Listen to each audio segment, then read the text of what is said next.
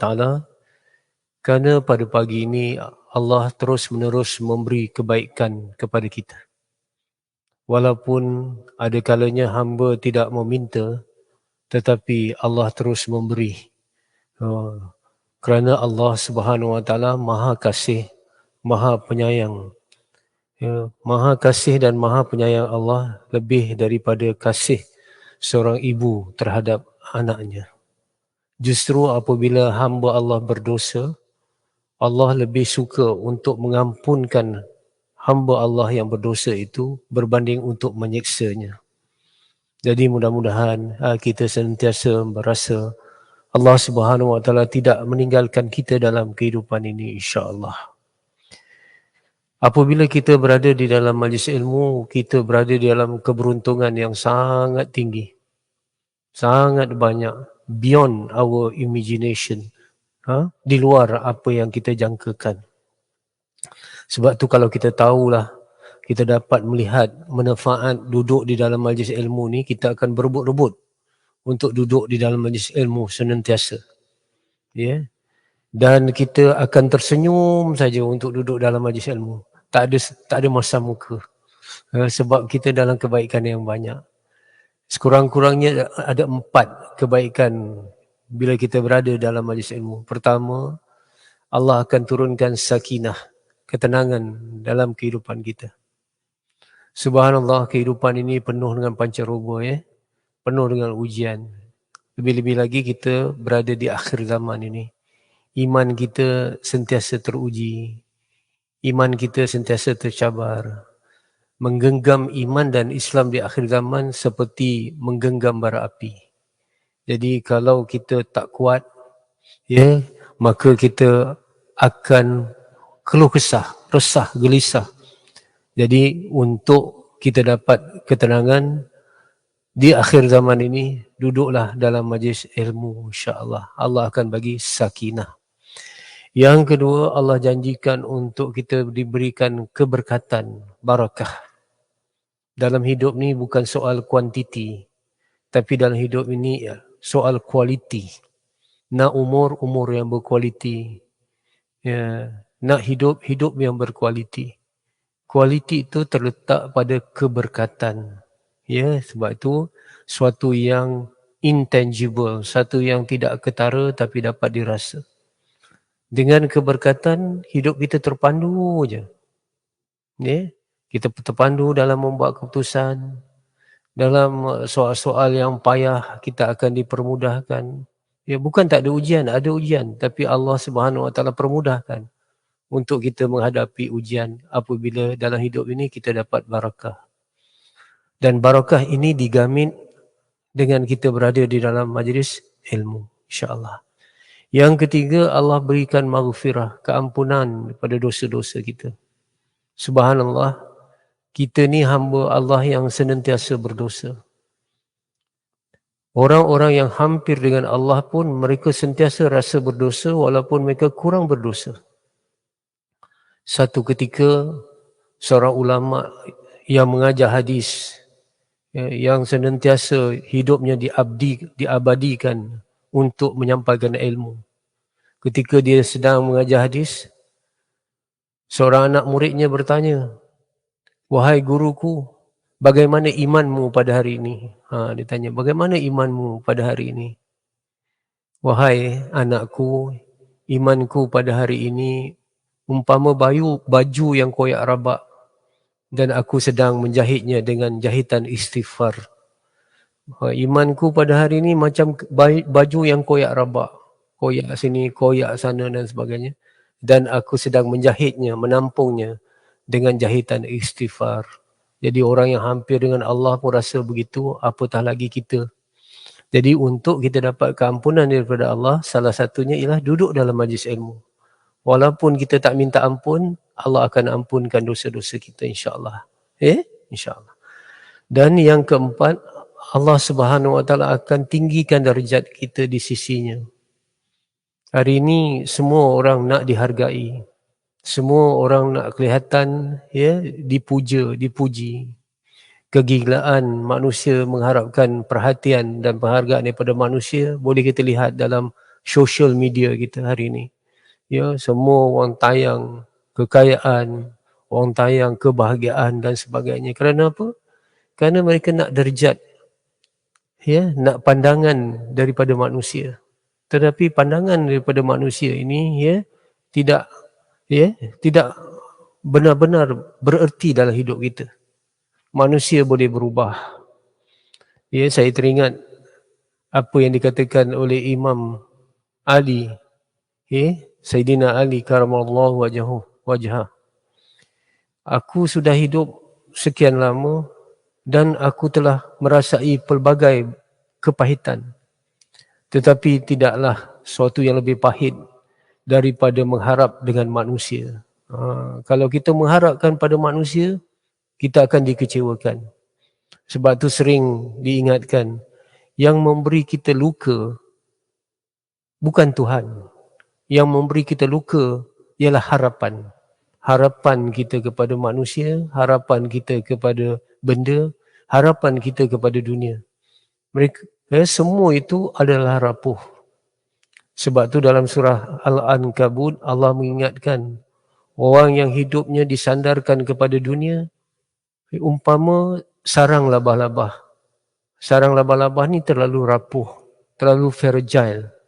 Jadi marilah sama-sama kita dapat derajat dan juga status pada pandangan Allah. Dan untuk dapat derajat yang tinggi pada pandangan Allah, duduklah dalam majlis ilmu, insya-Allah. Pada pagi ini kita nak bincang satu tajuk simple saja.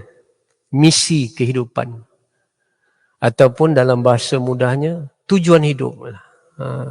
Ini adalah persoalan yang orang kata back to basic. Kembali kepada trust, kembali kepada asas bila kita bincang tentang tujuan hidup. Dalam bahasa Inggeris, bila dikatakan mission, kemudian ditukar istilah kepada bahasa Melayu, misi, dia merujuk kepada reason for our existence. Kenapa kita exist? Kenapa kita ada di dunia ini? Ya. Saya katakan ini persoalan basic. Ya. Pernah seorang ulama mengumpamakan, kalau dalam hidup kita ni, dalam keadaan haywire, dalam keadaan huru-hara lah hidup kita, pelbagai masalah, pelbagai problem. Ada masalah komunikasi, ada masalah kewangan, ada masalah kesihatan, ya. Pelbagai masalah, ya. Tapi orang Islam tak panggil masalah, orang Islam panggil ujian, pelbagai ujian. Ya, subhanallah. Sehingga hidup kita diumpamakan benang yang sangat kusut. Tahu? Benang yang sangat kusut. Kita tengok benang tu kusut. Kata orang tua-tua dahulu, kalau kita nak ungkai, kalau kita nak relaikan benang yang sangat kusut, first thing first, perkara yang pertama dan utama, kita nak buat apa? Kalau benang tu kusut lah, kalau kita tarik kuat, nanti dia putus. Kita nak ungkai pelan-pelan, dia terus kusut. Jadi apa yang perlu untuk kita buat dahulu, first thing first, untuk kita ungkaikan benang yang sangat kusut, cari puncanya dulu. Cari punca dia.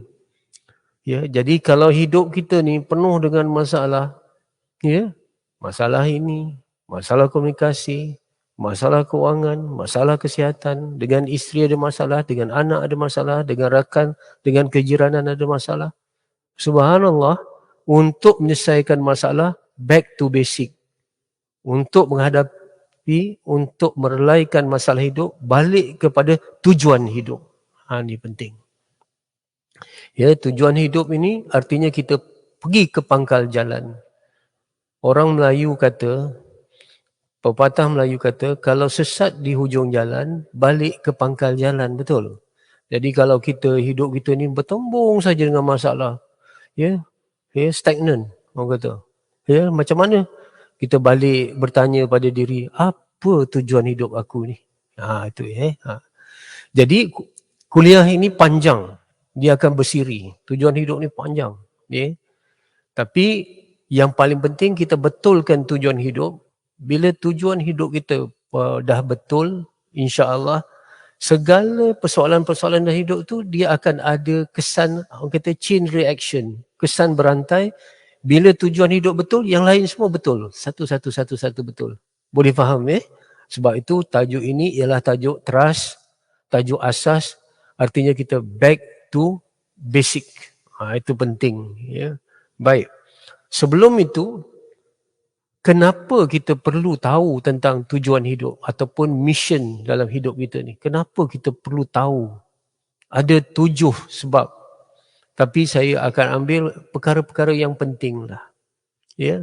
Pertama, bila kita tahu tujuan hidup kita didatangkan ke dunia ini, kita akan dapat memastikan apa yang penting dalam hidup ni. Kita boleh memastikan priority, keutamaan dalam hidup ni apa. Nak buat apa dalam 24 jam ni, yang mana penting, yang mana kurang penting, yang mana. Dan dalam hidup kita ni nak cari apa yang penting dan sebagainya. Subhanallah. Kalau kita tak ada tujuan hidup, maka kita tidak tahu nak memastikan perkara yang kita buat ni utama ke utama, kurang penting atau tidak. Bayangkan kadang-kadang kita nak masak satu resepi, ambil masa 12 jam. Nak baca Quran 1 minit, 20 minit pun tak sempat. Priority. Kita tak tahu priority.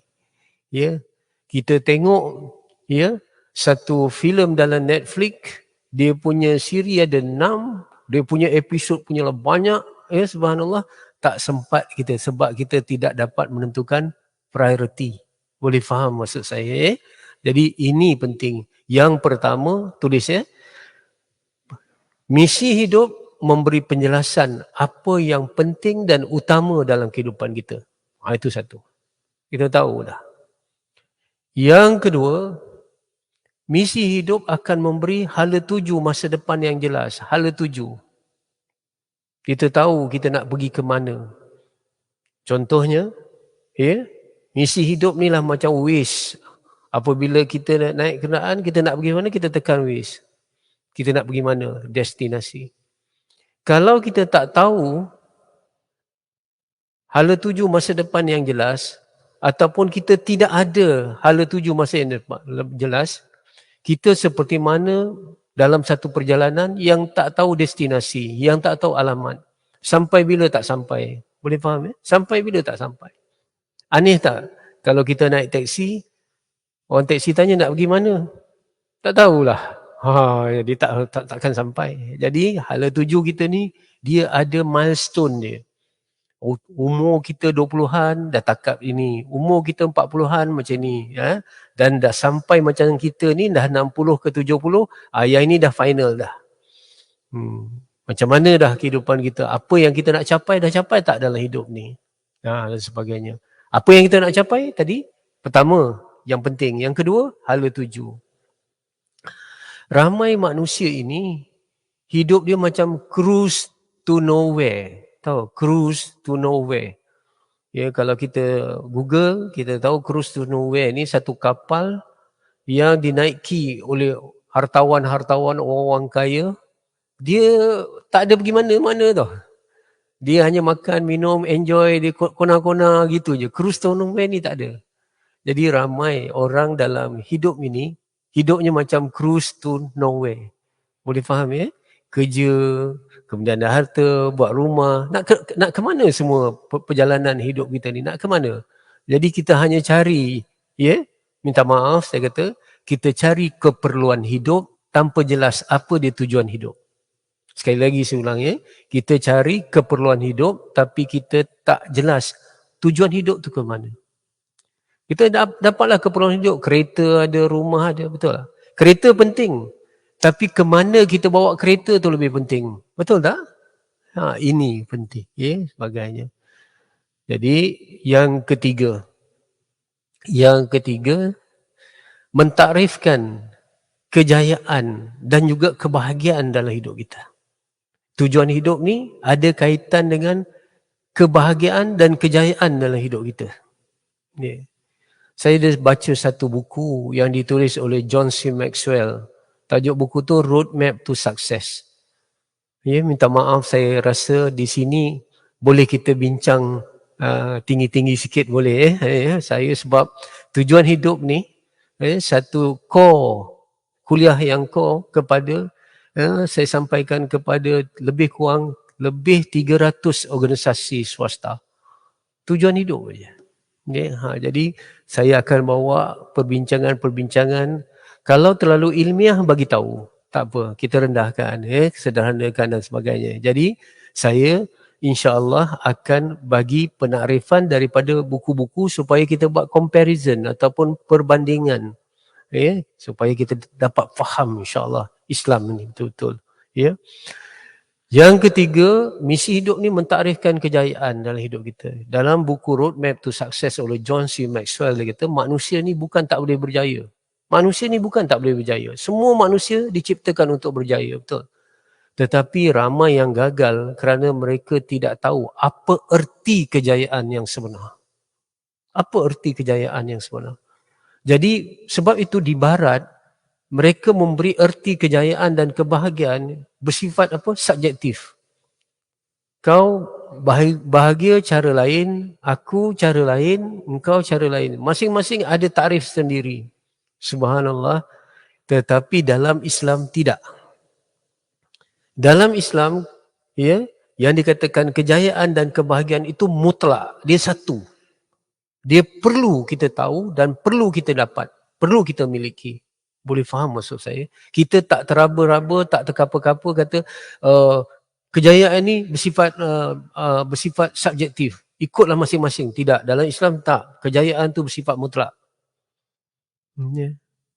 Apa dia takrif kejayaan dalam Islam? Dengar apabila tercapai tujuan hidup, itulah kejayaan dalam Islam.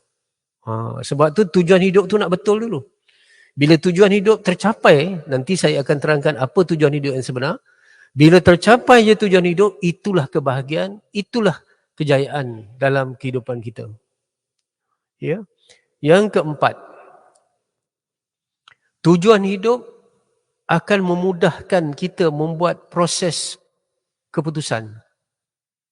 Kita memudahkan kita proses membuat keputusan. Hidup adalah seni membuat keputusan. Mengikut pakar-pakar psikologi, dalam masa 24 jam, sekurang-kurangnya manusia membuat 200 keputusan. Daripada keputusan yang kecil sampailah keputusan yang besar. Dengar kita buat 200 keputusan dalam masa 24 jam. Kejayaan kita dalam hidup, dengar, ditentukan oleh sejauh mana kita boleh membuat keputusan dengan tepat dan cepat. Dengan tepat dan cepat. Kalau kita buat keputusan tu dengan tepat, tapi tak cepat, gagal. Cepat, tapi tak tepat pun gagal. Kita buat keputusan dengan tepat dan cepat, baru kita berjaya dalam hidup. Itu penting.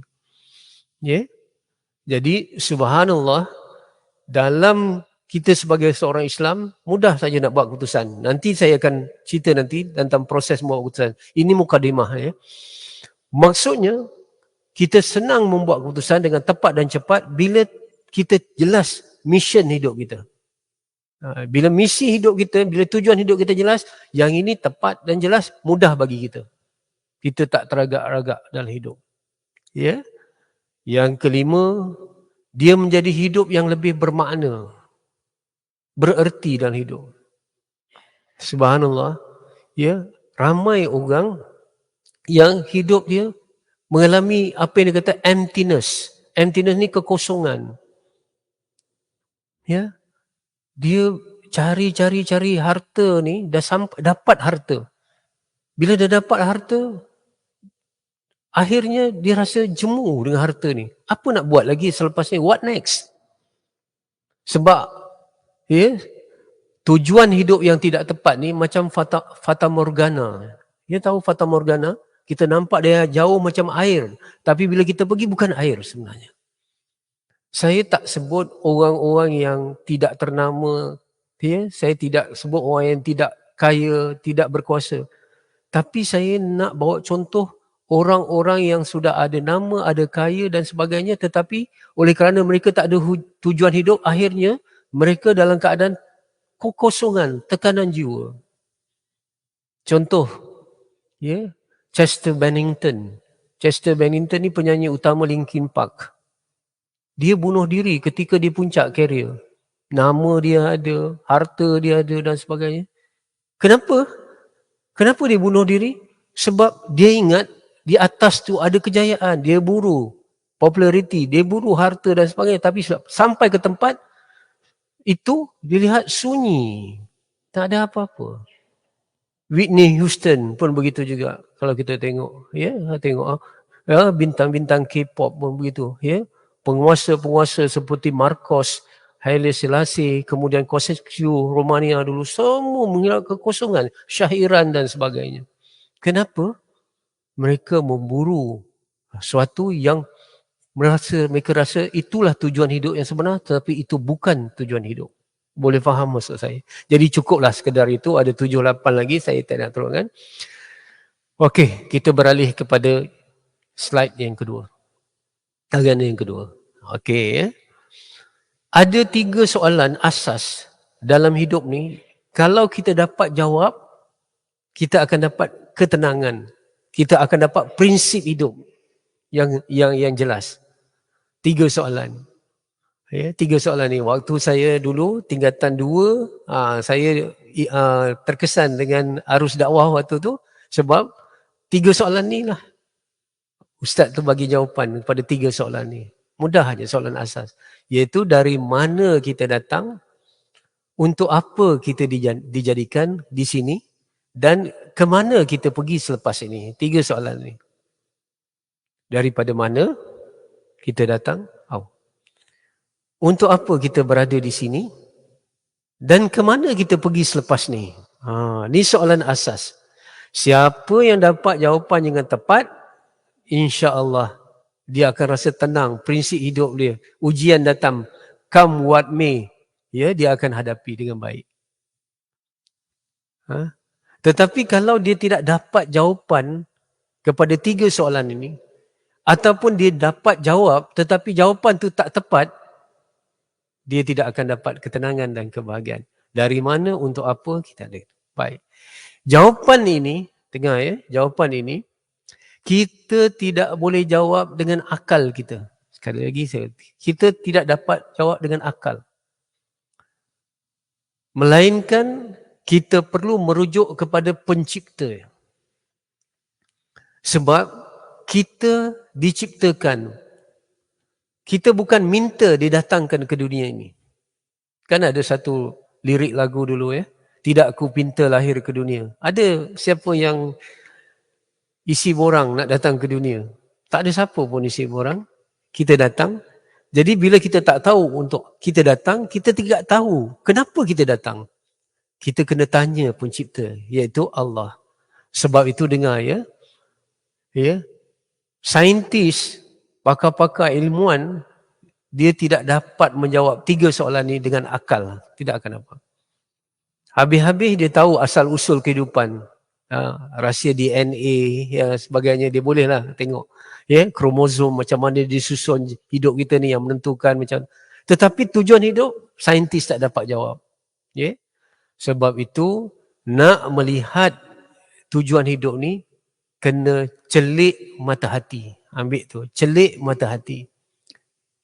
Dia bukan dilihat dengan akal, bukan dilihat dengan mata, tetapi dilihat dengan mata hati.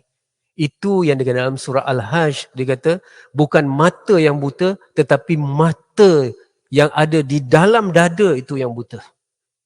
Jadi, kita lihat, ya, tujuan hidup ni dengan pandangan mata hati. Ya, pandangan mata hati. Bila dikatakan pandangan mata hati, dia melihat yang tersirat, bukan yang tersurat. Ya, dia melihat hakikat, bukan sesuatu yang zahir. Ya, jadi tujuan hidup ni perlu dilihat dengan pandangan mata hati, dan pandangan mata hati ni hanya akan dicelikkan oleh wahyu. Boleh faham ya? Oleh wahyu daripada Allah Subhanahu Wa Taala. Dia ada revealed knowledge dan acquired knowledge. Ilmu wahyu dan ilmu akal. Ilmu akal tidak dapat menjawab 3 soalan ni. Wahyu saja yang dapat jawab ni. Jadi, dengar ya. Saya nak jawab secara sepintas lalu, dari mana? Nak jawab yang terperinci, untuk apa, dan sepintas lalu ke mana. Boleh faham ya? Jadi ada 3, dari mana, untuk apa dan ke mana, betul tak? Dan dari mana ni saya sebut, saya akan jawab sepintas lalu, tetapi untuk apa ni, ini yang detail. Boleh faham ya? Okey, kita ni dari mana? Senangnya, inna lillah wa inna ilaihi raji'un. Kita ni daripada Allah, milik Allah. Dan kepada Allah kita akan dikembalikan. Itu jawapan umum. Tetapi bila kita breakdown, kita pecahkan ya kepada ya pandangan-pandangan ulama, oh kita ni datang mula-mula daripada alam roh. Alam roh. Alam roh ni kita tahu sedikit saja. Alam roh ya, dia tidak ada jasad. Alam roh tidak ada jantina. Tetapi yang diberitahu oleh Allah dalam wahyu di alam roh tu, semua roh-roh kita ni sudah mengakui Tuhan tu sebagai Rabb kita. Alastu bi rabbikum qalu bala syahidna. Allah tanya bila roh diciptakan, siapa Tuhan? Kami naik saksi, engkaulah Tuhan kami. Jadi semua roh-roh kita dah mengakui. Alam roh ni. Boleh faham ya? Ya, alam roh kita tak tahu. Tetapi di alam roh itu kita dah saksikan mengaku Tuhan sebagai. Yang kedua, di alam roh terjadinya mithaq. Mithaq itu apa? Perjanjian. Perjanjian antara roh dengan Allah untuk taat dan patuh. Semua dah berjanji. Saya dah berjanji. Tuan-tuan, puan-puan, semua dah berjanji. Cuma manusia ini, dia lupa pada janji dia. Sebab itu manusia ini namanya insan. Insan ni apa? Nasian, pelupa. Tetapi Allah ingatkan janji ini. Setiap kali kita baca doa iftitah semasa solat. Betul ya? Inna solati wa nusuki wa mahyaya wa mamati lillahi.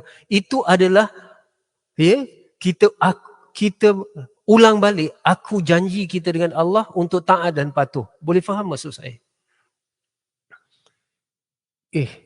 Kita kata, macam mana kita tak ingat Oh, alam roh, tak tahu berapa lama tau. Kalau saya tanya puan di hadapan saya ni, ya, minggu dulu, pada hari Selasa seperti ini, hari Selasa kan, pukul 10 pagi ni, puan pakai baju apa? Susah juga tak ingat. Itu yang minggu dulu punya cerita. Tapi kita yang dah tua-tua ni, dah 60, bukan setakat minggu dulu. Semalam pun puan nak recall apa, tak. Jadi, kalaulah alam roh tu memang kita lupa. Jadi Allah ingatkan dengan kasih sayang. Kau dah berjanji dulu untuk taat, untuk patuh. Subhanallah. Bila kita dah berjanji, kita nak dihantar ke alam dunia. Betul?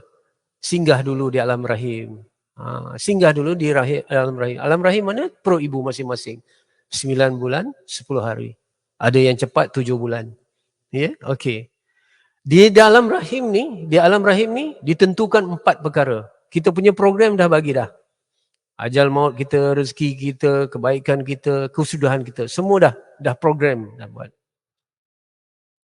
Sebab apa? Bila kita nak pergi ke alam dunia, alam yang ketiga, kita kena transit di alam rahim. Kenapa? Kita nak ambil body kita, jasad kita.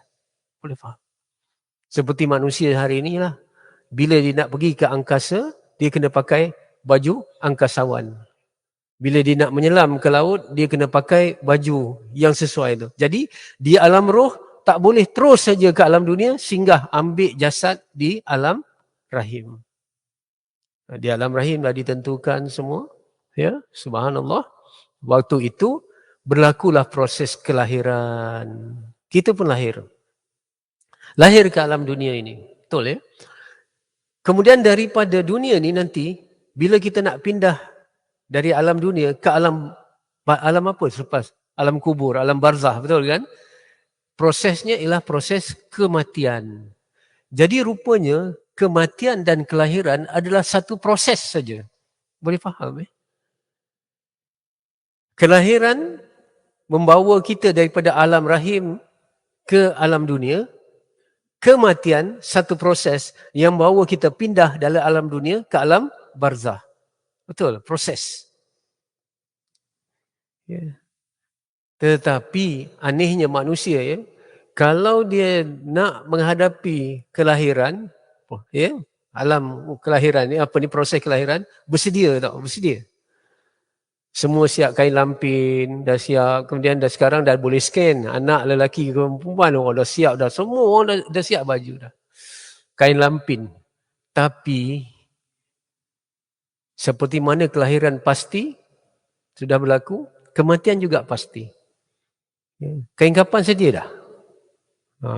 Ya, kain kapan banyak orang tak. Sebab tu kain lampin lebih popular daripada kain kapan. Walaupun kain lampin dan kapan dua-dua pasti kita gunakan. Boleh faham maksud saya? Ini proses dia. Jadi kita di alam dunia. Alam dunia ni lah untuk apa kita buat. Ini saya tinggalkan soalan ni. Ini dia katakan sudah sampai untuk apa kita dijadikan. Di alam dunia ni lah kita tanya. Boleh faham? Ya, insyaAllah di alam dunia sekarang kita. Untuk apa kita di sini, itu kita akan bincangkan secara jelas dan tuntas. Cuma nanti bila dah mati, kita akan pindah ke alam barzah. Barzah ni apa? Barzah ini sempadan antara alam dunia dengan alam akhirat. Barzah itulah sempadan. Kita duduk di alam kubur. Tak tahu berapa lama. Tetapi kebanyakan manusia duduk di alam barzah lebih lama daripada dia duduk di alam dunia. Boleh faham? Kita alam dunia ni kita duduk 60 tahun. 60 tahun ke 70 tahun. Jangan minta lebih-lebih sangat. Nanti pikun, nanti nyanyuk, susah. 60 ke 70. Kalau kita convert kepada usia di alam akhirat, walaupun akhirat itu infinity sebenarnya, tapi Allah bagi gambaran ka'alfi sanati mimma ta'udun. Satu hari di akhirat sama 1000 tahun di dunia. Boleh, itu sebagai ratio dia, nisbah dia. Jadi kalau satu hari 24 jam di hari akhirat sama juga 1000 tahun di dunia, 60 hingga 70 tahun hanya 1,5 jam saja. Kita hidup di dunia tidak lama, hanya 1,5 jam dibandingkan dengan alam akhirat. Boleh faham? 1,5 jam. Di dalam Al-Quran diceritakan, bila kita mati, kita dibangunkan balik. Kita hidup ni berapa lama? Subhanallah. Life is like a dream. Sebab tu kata Sayyidina Ali, manusia semua tidur. Bila mati baru dia terjaga. Ya Allah, terjaga. Oh, kita. Betul? Ini. Subhanallah. Ya. Jadi, kalau begitu di alam dunia ni lebih kurang 1,5 jam, dengar ya, 1,5 jam ni apa yang terkenal dulu? Masa kita sekolah menengah, masa kita universiti, 1,5 jam ni satu paper. Kita nak ambil ujian peperiksaan selalunya 1,5 jam. Betul? Rupa-rupanya hidup di dunia ni macam hidup di dalam dewan peperiksaan, itu saja. Hidup di dunia ni macam hidup dalam dewan peperiksaan. Maksudnya, ujian-ujian dalam hidup ni ialah paper-paper yang kita kena jawab. Dan antara seorang dengan seorang, kalau dalam peperiksaan di dunia ni sama je lah. Kalau paper biologi, sama juga lah. 30 calon, sama je soalan. Betul. Tapi di Dewan Peperiksaan di dunia ni, paper dia berbeza-beza. Akak beza ujian dengan orang ni. Orang ni pula beza dengan ujian. Orang ni, dia ni sihat tapi ujian dia sakit. Dia sihat tapi ujian dia miskin. Contoh. Orang ni kaya tapi ujian dia sakit. Orang ni sihat, kaya tapi dia tak ada anak. Orang ni pula, macam-macam dia punya ujian. Boleh faham ya?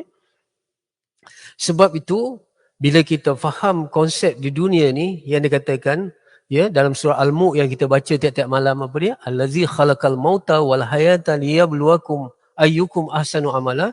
Dijadikan mati dan hidup untuk menguji kamu siapa yang terbaik amalannya. Macam mana kita jawab soalan tu? Berpandukan Al-Quran dan Al-Hadis.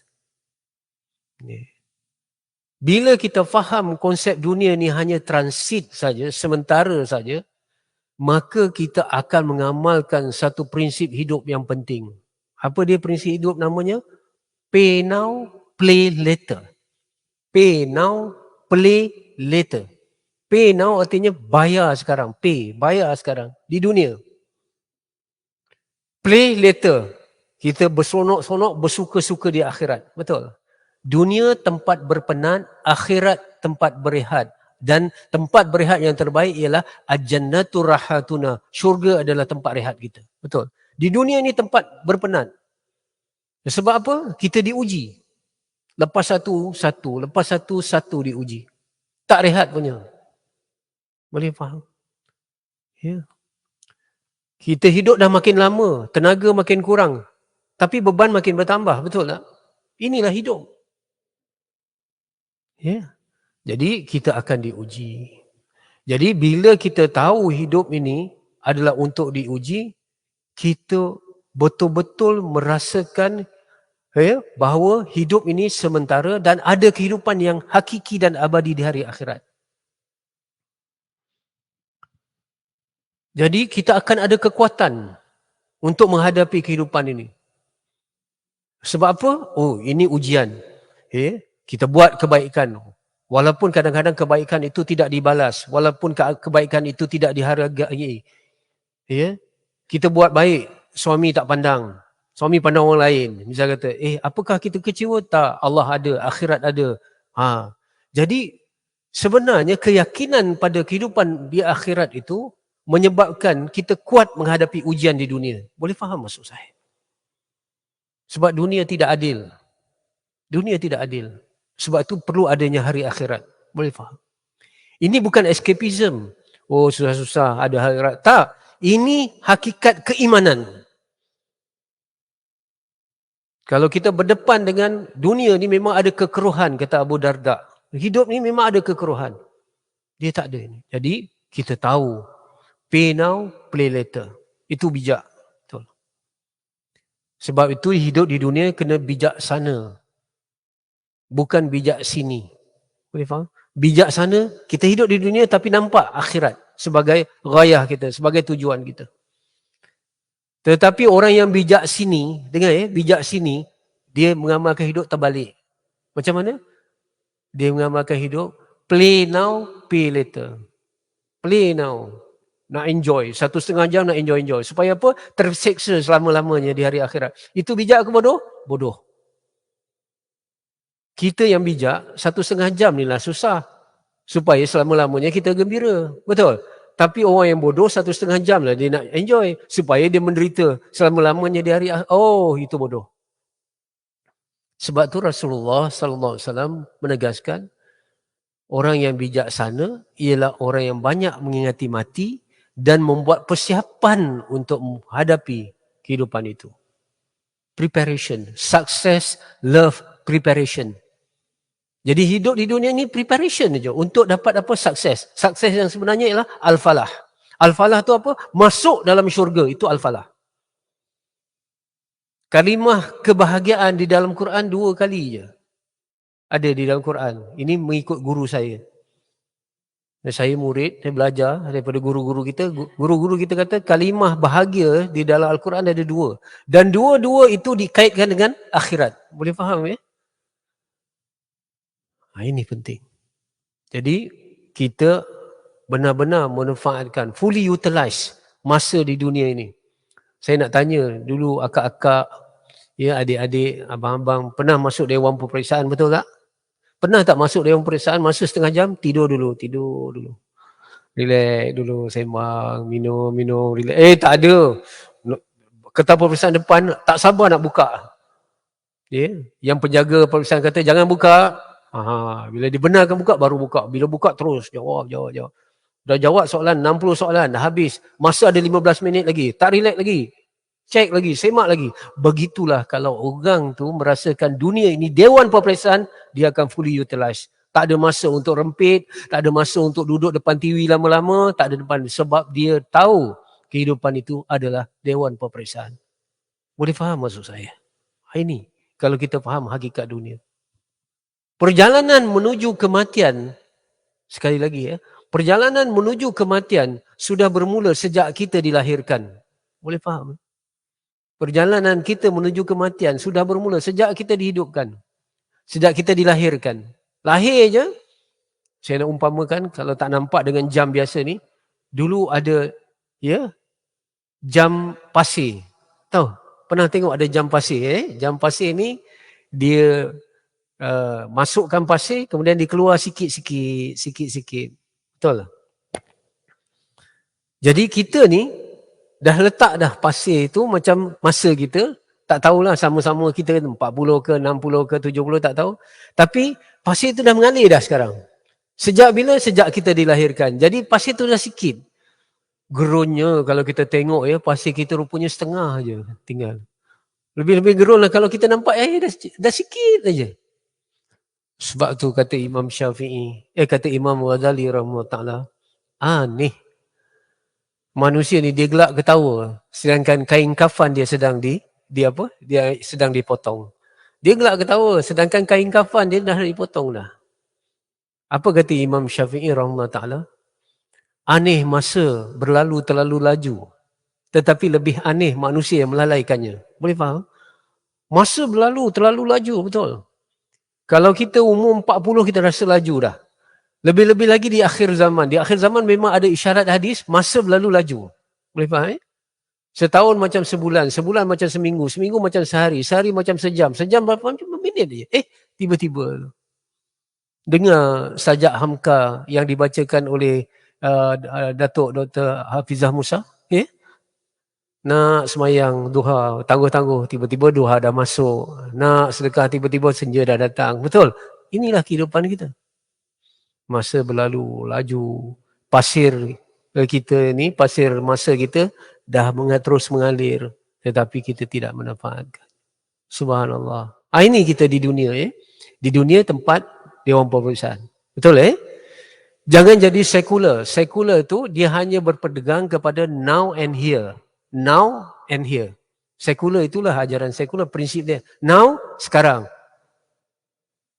Di mana? Here, dekat sini. Dia tak ada hereafter. Dia tak ada, selepas itu dia tak ada. Dia masih nak. Ni. Jadi, di alam dunia pergi alam barzah. Alam barzah ni tahanan reman. Dan dia mukaddimah kepada kebaikan seterusnya ataupun mukaddimah kepada kesusahan seterusnya. Boleh faham maksud saya? Dia dah ada hint dah.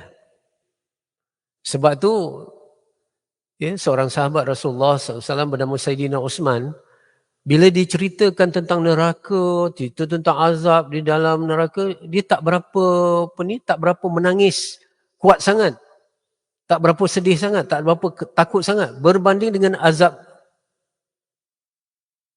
kubur. Bila azab kubur, dia lebih lagi nampak dia punya takut, dia punya gerun tu. Berbanding dengan azab neraka. Azab neraka pun dia gerun jugalah. Tapi bila sebut tentang azab kubur ni, dia lebih, orang tanya kepada Sayyidina Uthman, kenapa terjadi demikian? Dia kata kalau di neraka ramai-ramai. Kena siksa ramai-ramai, betul. Secara berjemaah. Tapi di alam kubur seorang-seorang. Betul lah, seorang kita. Subhanallah. Sendirian kita. Yang kedua dia kata di alam kubur ini mukadimah kepada segala-galanya. Kalau dalam alam kubur tu dah baik, dia jadi macam taman-taman syurga, subhanallah. Perjalanan kita seterusnya okey. Tapi kalau dia jadi parit ataupun jurang daripada api neraka dengan busuknya, dengan gelapnya, dengan menyepitnya, dengan sempitnya dan sebagainya, itu perjalanan lepas tu lebih parah lagi. Betul faham Subhanallah. Ini kita akan lalui.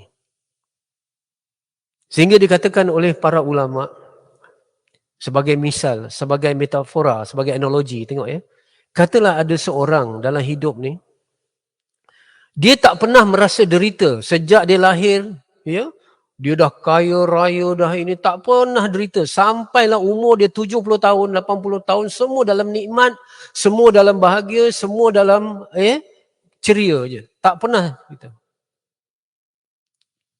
Orang ni tiba-tiba dia masuk dalam kubur, kena seksa kubur, nampak dia macam mana jadi dari jurang-jurang daripada api neraka. Yang dia alami dekat dunia 70 tahun tu hilang sekelip mata. Tak rasa lagi dah berbanding dengan siksa neraka yang sekelip mata dihadapi dalam kubur. Boleh faham maksud saya? Ada satu orang pula, hidup-hidup dah menderita. Sampailah umur 70 tahun. Menderita. Ini. Tapi masuk dalam alam kubur, tiba-tiba jadi taman syurga. Hilang dah penderitaan dia yang selama-lama dia rasa. Boleh faham maksud saya? Tapi mana ada orang macam tu, betul tak? Hidup ni mesti ada pahit, mesti ada manis, betul tak? Kita tak dapat semua, kita tak hilang semua, betul? Orang yang miskin pun bisa ketawa. Orang kaya pun boleh menangis, betul tak? Kan? Tapi katalah begitu. Itulah dia kata alam kubur. Subhanallah. Ya? Ya, kalau kita tengok, orang tengok dia liang lahat yang kita baru ni, pakcik saya meninggal, saya tengok, ya Allah. Ya, gelapnya, sunyi. Kita dekat sini seorang-seorang, bilik rumah besar, bilik besar, ada TV apa, tapi cucu tak balik, ini tak balik, sunyi, betul? Alam kubur lagi lah sunyi, gelap, gelita. Jadi, alam barzah ni kita tak tahu berapa lama. Tapi dah mula dah disoal, di sebagainya. Kemudian, melalui satu proses lagi. Tadi kelahiran, betul tak? Kemudian, apa dia? Kematian. Sekarang ni kebangkitan. Bila kebangkitan, kita pergi ke alam mahsyar. Alam mahsyar. Alam mahsyar ni kalau alam kubur tahanan reman, alam mahsyar mula dibicarakan. Di sanalah ada mizan, di sana adalah sirat, di sana ada pembahagian buku catatan amal. Ya Allah.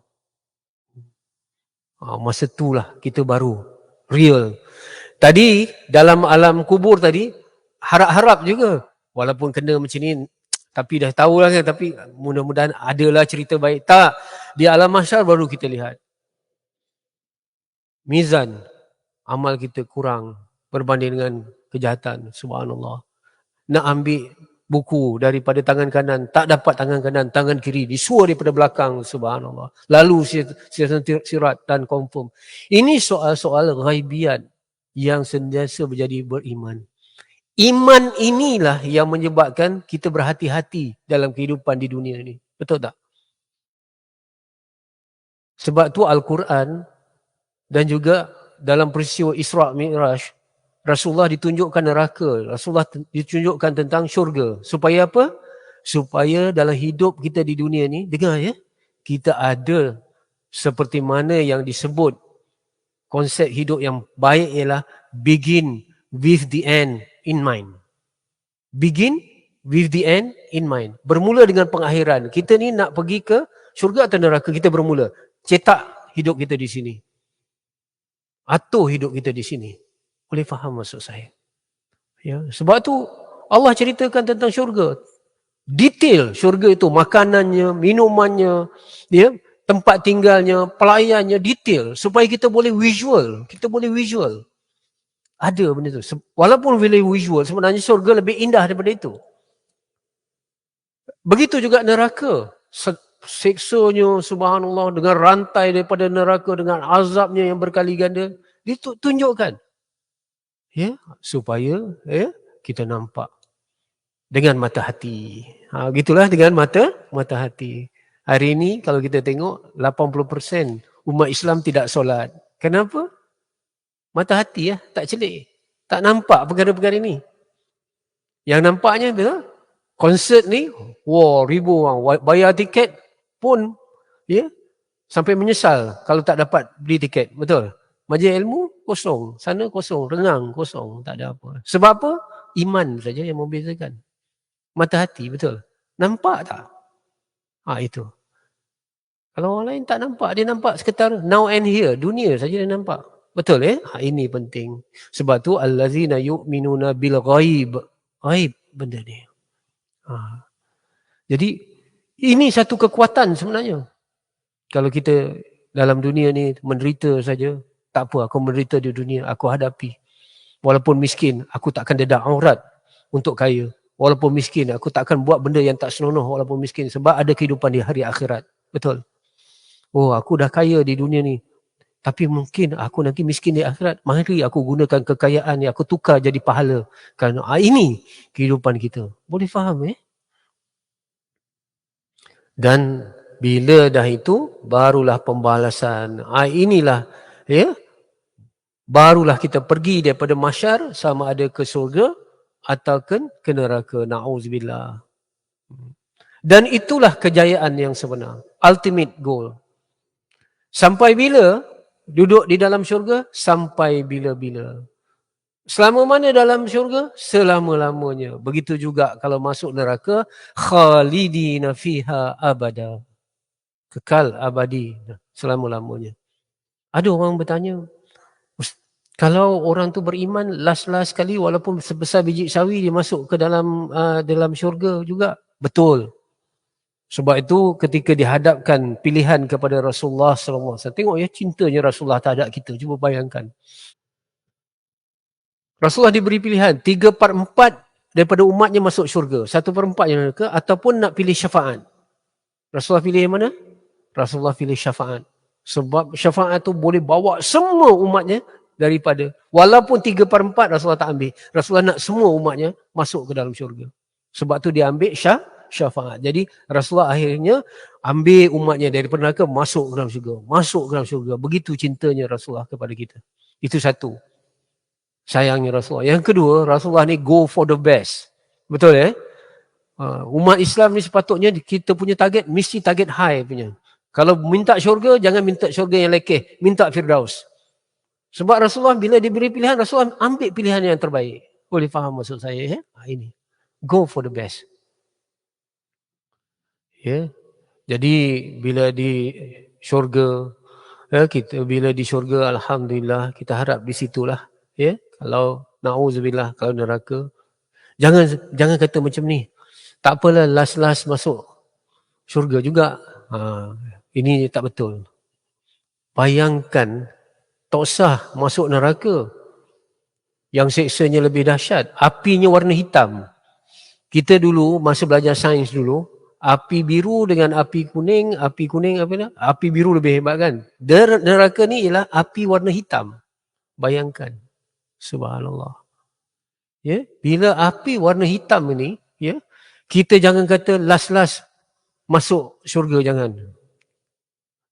Saya masih ingat lagi Syekh Fahmi Zamzam, Allah yarham, dia kata, jangan kita minta singgah ke neraka walaupun sebentar, jangan. Sebab takkan tahan punya.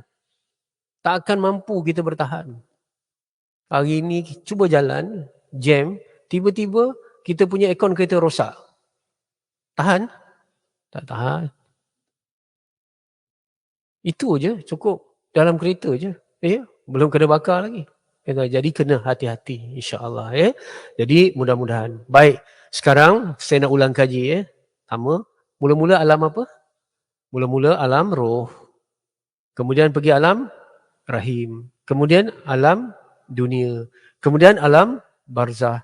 Kemudian alam mahsyar. Kemudian syurga ataupun neraka. Betul tak? Itu telah menjawab soalan daripada mana kita datang. Boleh faham? Dapat tak? Dapat tak jawab? Jelas tak? Dari mana? Okey. Sekarang kita dah ada peta kehidupan semua tu. Alam rahim, alam ni, okey. Ya, baik. Ya. Kalau kita tengok semua ni, saya nak tanya, yakin atau tidak? Yakin atau tidak? Saya dah ceritakan. Yang saya cerita bukan cerita saya. Cerita daripada Rasulullah. Berita daripada Rasulullah. Ya. Dan berita daripada Rasulullah bukan Rasulullah yang sampaikan. Tetapi Allah yang sampaikan melalui Malaikat Jibril. Malaikat Jibril datang daripada Allah. Saya tanya, yakin atau tidak? Yakin. Betul Yakin atau tidak? Kalau yakin, saya nak ukur setara mana keyakinan kita. Dengan satu misal. Satu misal ya. Okey.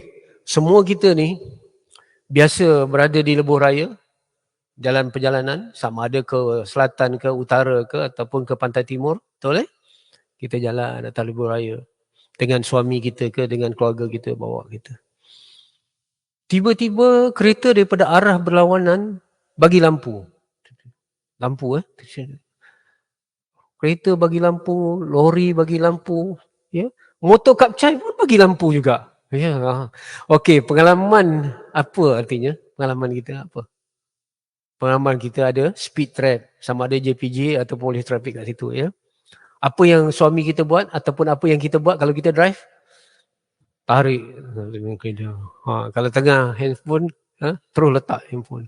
Speed tengah 130, jadi 110, kurangkan semua. Tengok-tengok semua. Jadi soleh serta merta. Apabila itu. Padahal, itu hanya lampu. Bukan confirm, betul. Tapi selalunya begitulah, betul lah. Kita yakin, bila kita yakin, kita ada buat perubahan, betul. Ini tentang syurga, tentang neraka, tentang alam roh, tentang alam barzah. Kita dengar orang talqin, syurga itu benar, neraka itu benar. Kita okey, dah semua dah ini. Yakin atau tidak? Kalau kita yakin, mesti ada action, betul? Tadi, kalau orang tu nampak lampu je, tapi dia tak tarik tali pinggang buat macam, dia tak yakin lah tu. Sebab yakin kita bertindak, betul tak? Sejauh mana kita bertindak atas keyakinan kita kepada alam-alam tadi? Itu menunjukkan. Itu aja. Betul.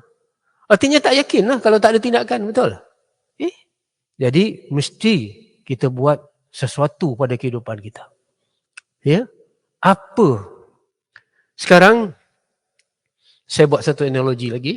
Kita pergi ke Putrajaya, kan ada masjid besar tu.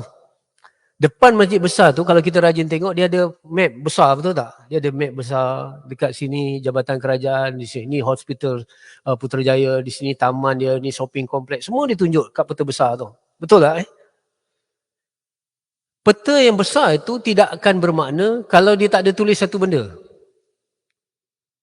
Peta besar, now you are here.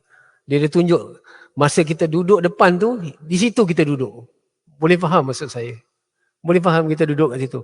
Kalau dia tunjuk peta besar je, kita nak pergi mana, dia tak tunjuk dekat mana kita, di mana kita pada saat itu, tak sampai juga, betul? Dia tunjukkan semua peta, now you are here. Macam tadilah, peta semua, alam roh, alam kita sekarang dia ada di mana? Alam dunia. Jadi kita kena jawab soalan yang paling penting.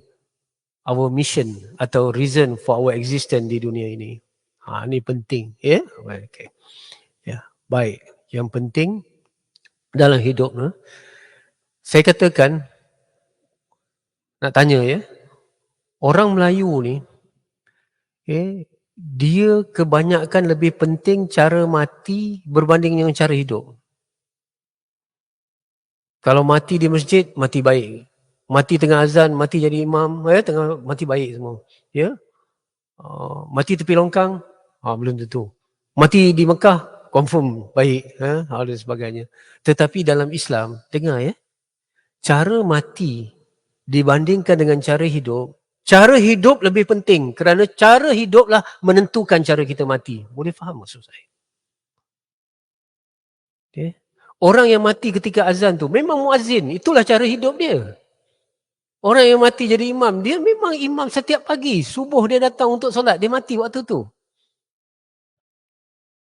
Jadi, lebih baik kita betulkan cara hidup kita, insya-Allah cara mati kita akan betul. Dan bila cara mati kita betul, cara mati kita betul, cara kita dibangkitkan di alam barzah betul, cara kita dibicara pun betul dan kita akan pergi ke tempat yang betul. Nampak macam domino. Dengar, bila cara hidup betul, cara mati betul. Mati dalam husnul khatimah. Bila cara hidup kita betul. Betul? Sebab seorang itu dimatikan dengan tabiat hidup dia. Bila cara kita mati betul, kita akan dibangkitkan dengan cara yang betul. Daripada mahsyar nanti, daripada alam kubur, orang-orang beriman dapat naungan arash, dapat semua perlindungan, dapat jasad yang boleh bergerak macam kilat, dapat kenderaan dan sebagainya. Orang-orang yang tidak beriman, ada yang kodong kaki, ada yang terpaksa jalan dengan muka dan sebagainya. Apa? Cara mati menentukan cara dibangkitkan. Cara mati ditentukan oleh cara hidup. Dan cara hidup kita ditentukan oleh tujuan hidup kita. Ini penting. Tujuan hidup kita. No purpose. Sebab tu kena betulkan tujuan hidup kita. Cara hidup kita betul. Cara mati kita betul. Kalau cara hidup kita betul, oleh kerana tujuan hidup betul, tak kira mati di mana. Tak kira mati di mana. Saya pernah berdepan dengan berceramah di Sokso di KWSP dan sebagainya. Mereka mengatakan, kebanyakan orang yang meninggal dunia ni mengalami kemalangan ialah yang mati ni ialah perjalanan ke tempat kerja ataupun balik daripada tempat kerja. Itu banyak mati situ. Bukan banyak mati di masjid, bukan. Ramai, majoriti kita ni, kebarangkalian kita, probability kita akan meninggal dunia, akan mengalami insiden, mati sama ada pergi ke tempat kerja ataupun balik daripada tempat kerja. Ini Sokso yang hadapi semua. Dengar Kalau tujuan hidup kita betul, tak kira kita mati di mana. Sama ada di jalan raya ke, ketika buat apa, itu juga mati betul. Tak semestinya mati dalam masjid. Kalau cara hidup kita betul. Contoh, dia bekerja tu, nanti saya akan terangkan macam mana kerja jadi ibadah dan sebagainya. Ya. Kalau dia bekerja tu kerana Allah, dia mencari rezeki yang halal untuk makan anak bini dia. Kemudian kerja dia halal, tak ada apa-apa semua. Dalam perjalanan tu mati. Di tengah jalan, itu kira juga mati dalam ibadah. Boleh faham maksud saya? Oh, mati di masjid, pukul 2-3 pagi. Orang kata mati baiklah kat masjid. Rupanya behind the scene, orang ni mati di masjid bukan nak solat tahajud. Dia datang nak kopak tabung masjid. Bila nak kopak tabung masjid, tiba-tiba atap jatuh, dia hanya mati kat situ. Tak juga mati baik walaupun dia mati dalam masjid. Boleh faham maksud saya? Jadi ini penting. Kalau nak ikut mati di Mekah, semua baik. Abu Jahal mati di Mekah juga. Unta pun banyak mati di Mekah. Ya. Tak kira awak mati di sini. Tapi kalau mati dalam keadaan baik di sini, di mana-mana saja, Allah dia akan pilih sebagai mati yang baik. Bergantung kepada tujuan hidup kita. Boleh faham maksud saya? Ini penting. Baik sekarang.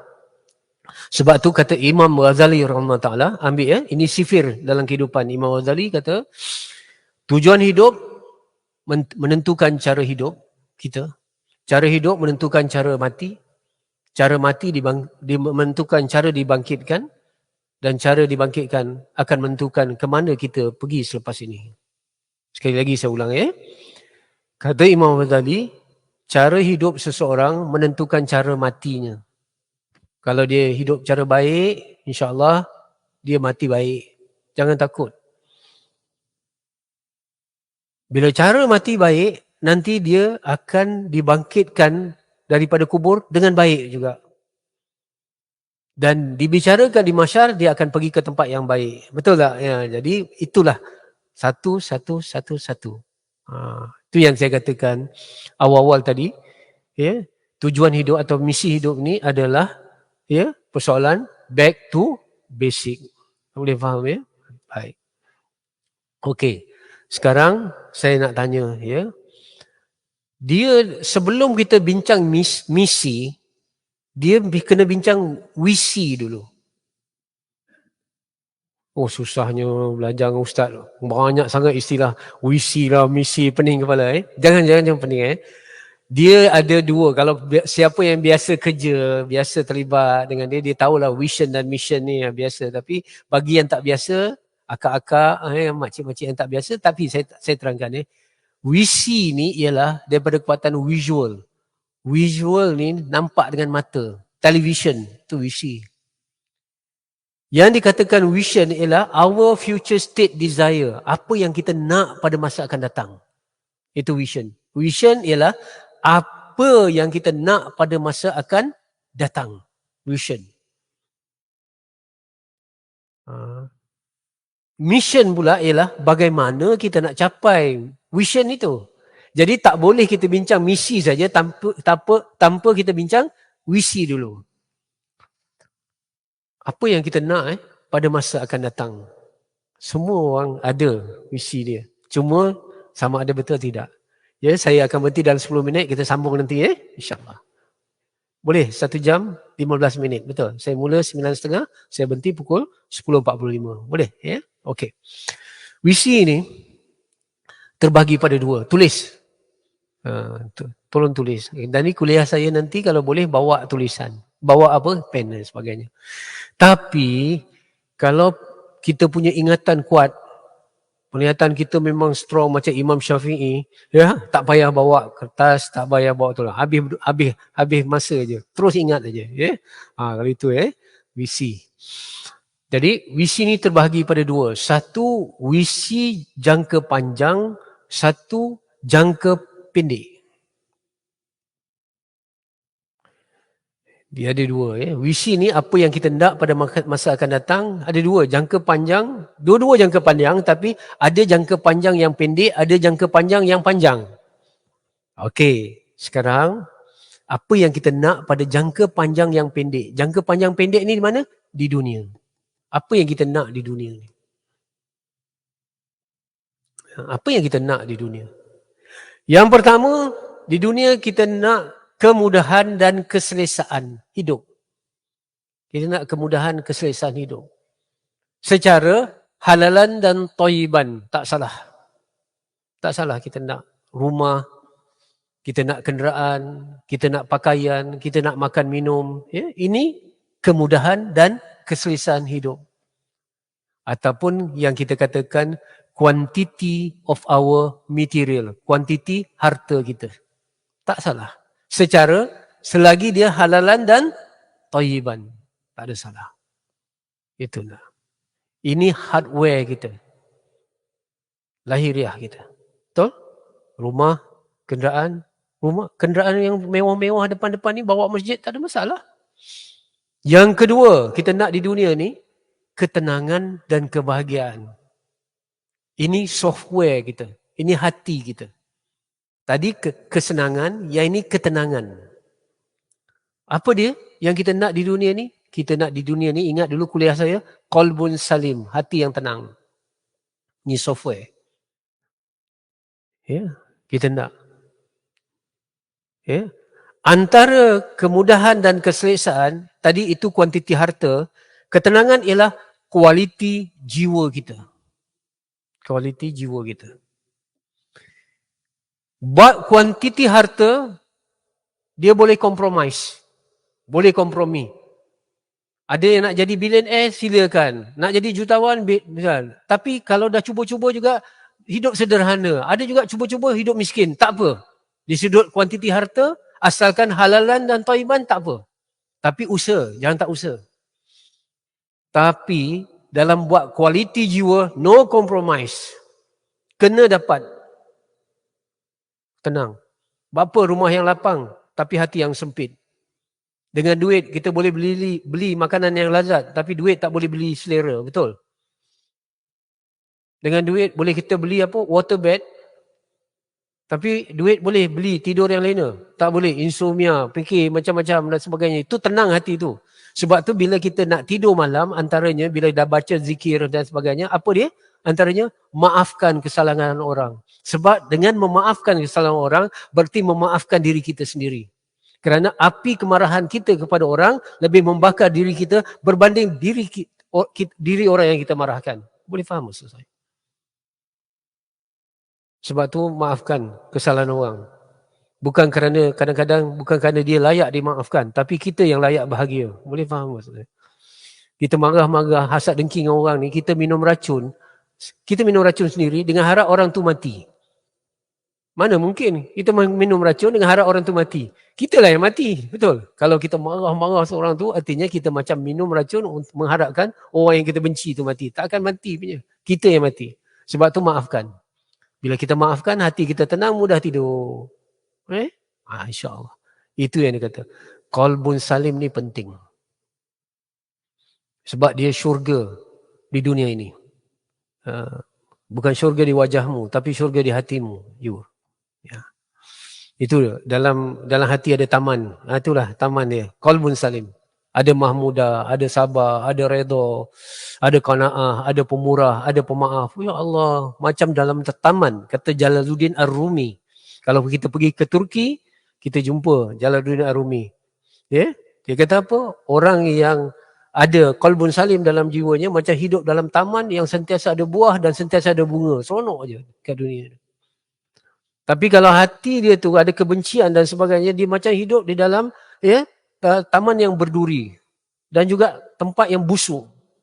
Dia nampak semua tak seronok. Semua tak salah. Semua tak seronok. Ya? Sebab itu dengar ya.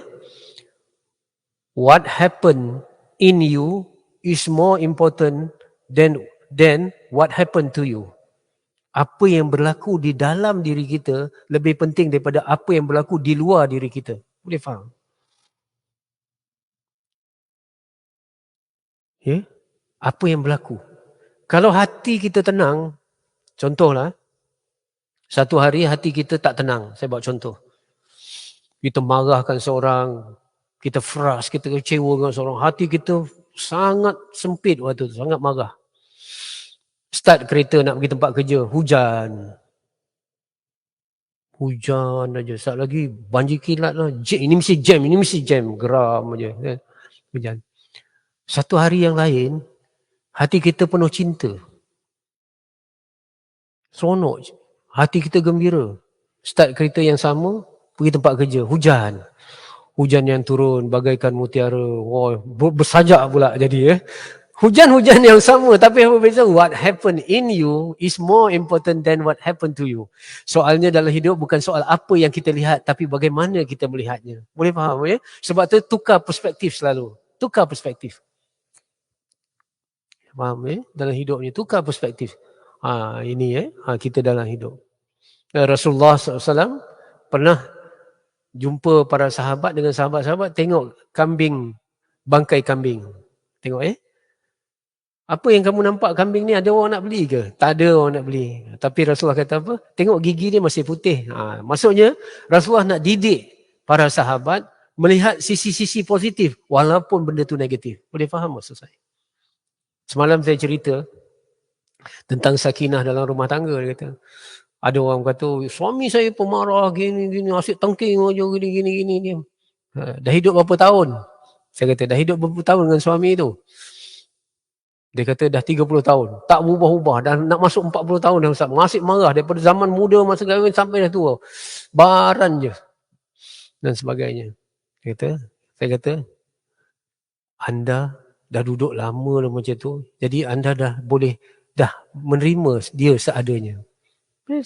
Terima dia seadanya. Betul Boleh faham Kalau dapat limau masam, buat air limau. Dapat limau masam, buat air limau. Jangan mengutuk. Dah jadi suami kita, nak berpisah. Apa lagi dah 40 tahun. Betul tak? Tapi percayalah, kalau dia meninggal dunia, anda akan rindu walaupun kemarahannya. Kenapa hari ni macam ada satu tak kena lah. Ya Allah, nangis saya betul. Oh, abang dah pergi, tak dengar dia punya marah-marah lagi. Tak dengar dah dia selalu. Marah dia pun kita akan rindu. Tahu? Inilah kehidupan, betul lah Jangan kita cuba, kadang-kadang kalau satu benda tu datang, kita cuba adjust. Tapi kalau tak dapat adjust, kita yang sesuai kena. Kita kena sesuai dulu. Accept, adjust dan juga kita kena accept dan adjust. Itu satu. Okey, baik Itu jangka pandang dunia. Kemudian jangka panjang yang panjang. Ini infinity di akhirat. Di akhirat kita nak yang pertama rahmat Allah dan keampunan Allah. Yang kedua kita nak masuk syurga. Itu ultimate goal kita. Jadi jangka panjang kita, vision kita, di dunia kita nak kesenangan, di dunia kita nak ketenangan, di akhirat kita nak rahmat Allah dan kita nak masuk syurga. Ini vision kita. Kita berhenti setakat itu. Dan macam mana kita nak dapat vision kita tu? Kena menjalankan mission kita. Dan apa mission kita? InsyaAllah kita akan bincangkan nanti pada kalau pertemuan yang akan datang. Kalau saya diizinkan lagi lah datang ke sini Jadi kita belajar sikit-sikit insyaAllah. Tak payah kita paksakan pelan-pelan kita belajar. Mudah-mudahan yang sedikit ni memberi manfaat insyaAllah. Dan yang paling penting buat note ataupun tak ada note ingat lepas keluar daripada majlis ni apa yang kita nak adjust dalam hidup kita. Pertama kita dah tahu penderitaan kesusahan di dunia ni sementara kita hadapi. Jangan sampai penderitaan, kesedihan kita menyebabkan kita melakukan dosa. Betul. Kalau tidak di dunia kita kena, di hari akhirat nanti kena lagi insya-Allah. Orang yang Allah sayang, orang yang Allah uji. Jadi orang Allah uji ni menangis. Menangis ni air mata kehidupan. Kalau kita tengok, kita nak kapal terbang, kita turun ke bawah, indahnya muka bumi ni sebab ada sungai yang mengalir. Betul tak? Sungai yang mengalir. Begitu juga hidup ni. Ya? Aliran air tu, macam air mata ni macam aliran sungai pada bumi ni. Dengan air mata itulah subur kehidupan kita ini, insya-Allah. Ya? Baik. Wabihi wallahu alam. Assalamualaikum warahmatullahi taala wabarakatuh.